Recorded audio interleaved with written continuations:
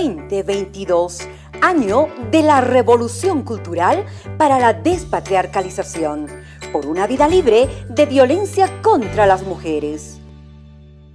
Hola, ¿cómo están mis queridos estudiantes? Sean todos bienvenidos a nuestra clase de Ciencias Sociales para tercero de secundaria. Soy el profesor Diego Augusto Arancibia Villagómez y el día de hoy vamos a ver un tema muy interesante: doctrinas del pensamiento europeo. El día de hoy vamos a revisar cuáles han sido esas ideas que se han ido generando en el continente europeo en determinado momento de la historia. También vamos a conocer a los representantes más importantes de la época. ¿Por qué fueron tan respetados algunos y también fueron odiados por otros? Así que, mis queridos estudiantes, prepárense, pónganse cómodos porque comenzamos.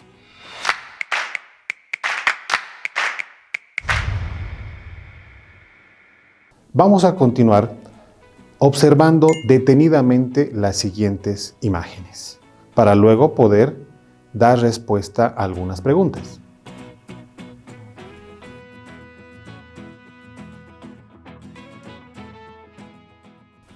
Primera pregunta: ¿qué es lo que hemos visto en la primera imagen?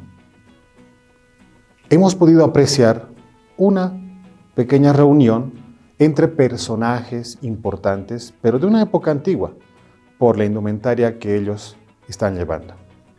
En la segunda imagen podemos ver también una reunión mucho más grande y mucho más actual. La segunda imagen corresponde a la Asamblea Legislativa Plurinacional de Bolivia. Ahora viene la segunda pregunta: ¿qué relación existe entre la primera y la segunda imagen? Existe mucha relación, porque las asambleas que se realizaban en el siglo XVIII estaban destinadas o eran realizadas por miembros importantes del pueblo, para analizar situaciones problemáticas, debatir ideas, para poder mejorar el gobierno de esa época, que precisamente estaba en manos de los monarcas, de los reyes, que normalmente no eran muy justos al momento de respetar los derechos y las libertades de las personas.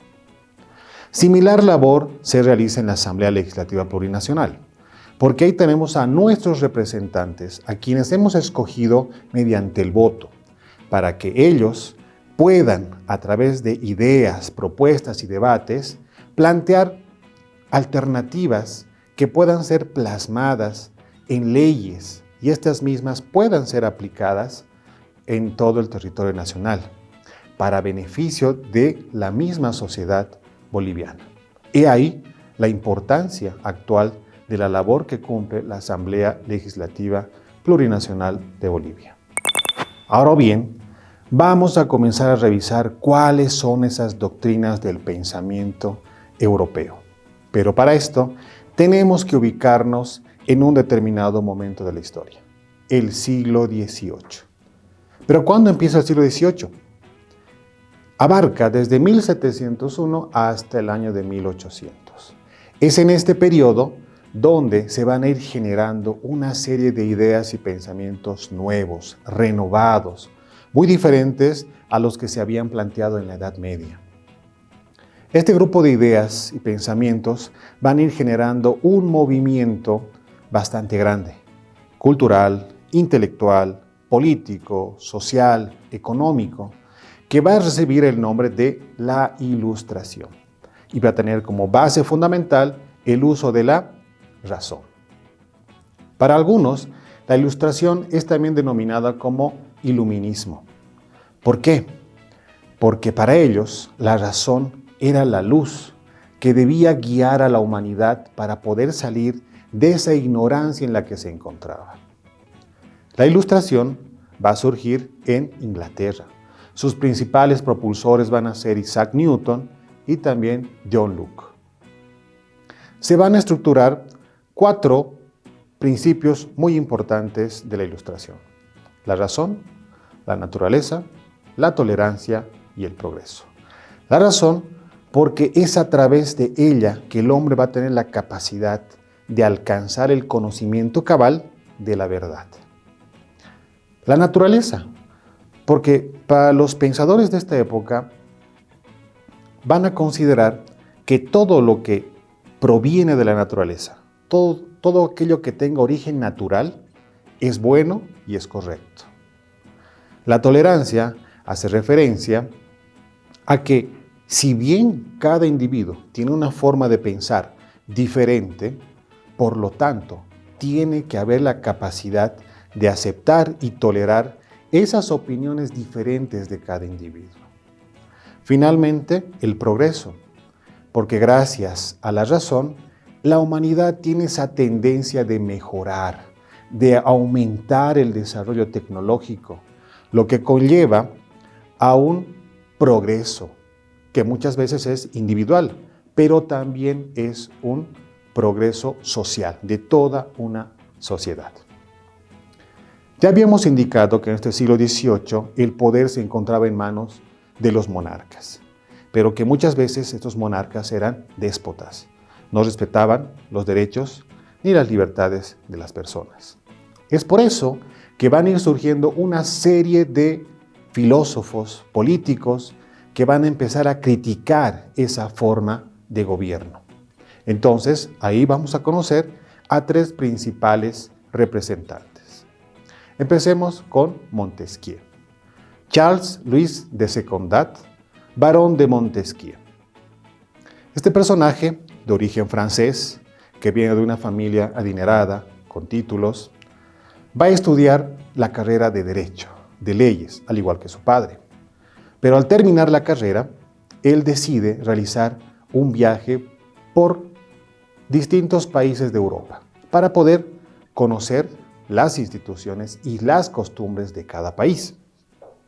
Y va a poner especial énfasis en Inglaterra porque le va a llamar la atención las libertades y las instituciones que se tenían en Inglaterra. Y es en base a ellas que él va a plantear o replantear sus críticas en contra de la monarquía absolutista de Francia, su tierra natal. De entre todos los aportes que realiza Montesquieu, tenemos una obra muy destacada que es El espíritu de las leyes, donde nos plantea uno de los más importantes aportes, la separación de poderes. Para Montesquieu, el poder no podía estar en manos de una sola persona. Tenía que dividirse el poder en tres: poder ejecutivo, poder legislativo y poder judicial. Cada poder con sus atribuciones específicas y con una verdadera independencia. ¿Para qué? Para que ningún poder pueda interferir en el otro poder. De esta manera se otorgaría cierto equilibrio al gobierno y se garantizaría el respeto a los derechos y las libertades de todos los individuos. Otro representante muy importante es Voltaire. François-Marie d'Arouet, más conocido por el seudónimo de Voltaire. Este personaje fue filósofo, político, escritor, satírico, historiador, y fue implacable con sus críticas en contra de la monarquía absolutista, en contra del catolicismo y en contra de toda la nobleza. Es por esa razón que Voltaire fue perseguido, fue encarcelado y también fue exiliado de Francia. Pero en ese su exilio, él llegó a conocer las instituciones y las libertades que se daban en Inglaterra, algo que le llamó mucho la atención, al igual que la tolerancia religiosa que existía en Inglaterra.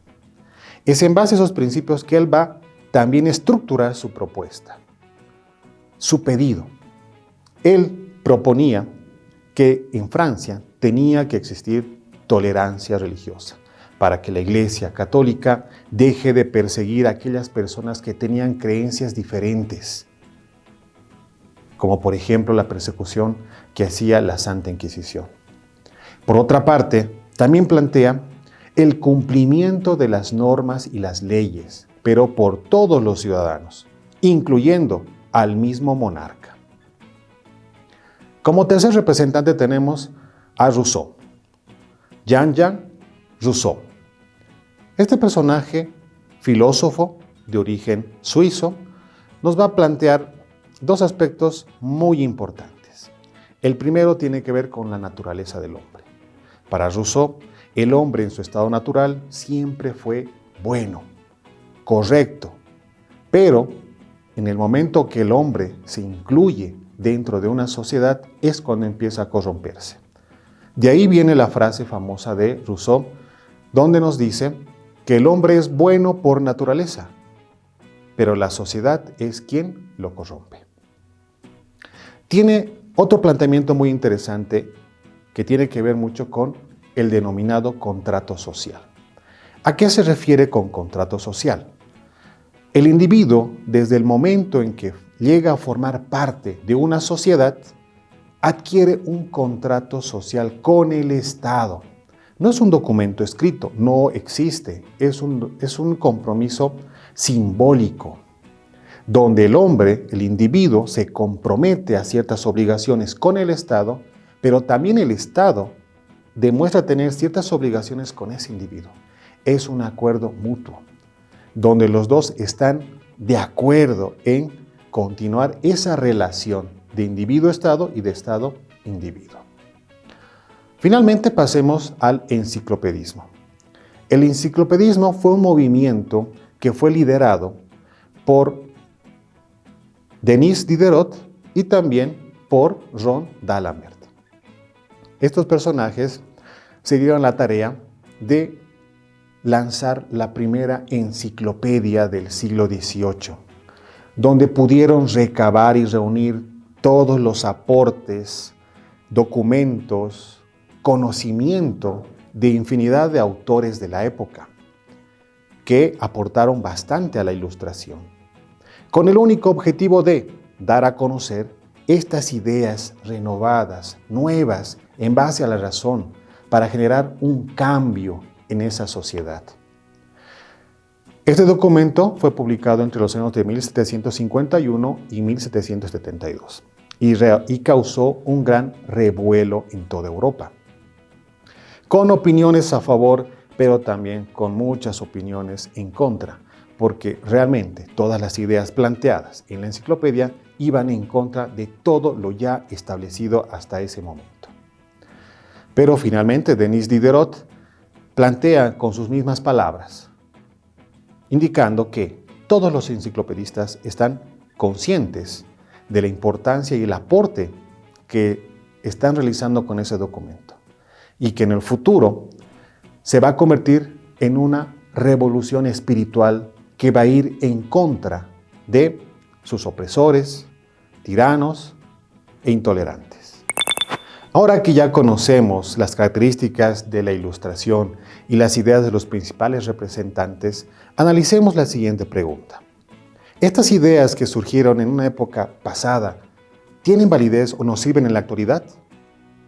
La respuesta es sí, porque hoy en día podemos ver en la estructura de nuestro gobierno cómo está vivo todavía uno de los aportes de Montesquieu, que es la separación de poderes, porque en nuestro país tenemos poder ejecutivo, legislativo, judicial, incluso un cuarto, el poder electoral.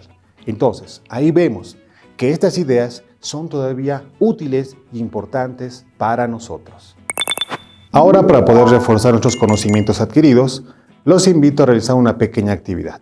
Elaboremos mapas mentales de cada representante de la Ilustración, destacando sus principales aportes, para lo cual podemos utilizar una hoja bond, imágenes, dibujos, no solamente texto, para que el trabajo sea mucho más completo. Y de esta manera, queridos estudiantes, hemos llegado al final de nuestro tema. Espero que hayan comprendido, les haya gustado. Se despide de ustedes el profesor Diego Augusto Arancilla Villagómez, mandándoles un fuerte abrazo desde la capital de Bolivia, la ciudad de Sucre. Nos vemos en la siguiente clase. 2022, año de la revolución cultural para la despatriarcalización, por una vida libre de violencia contra las mujeres.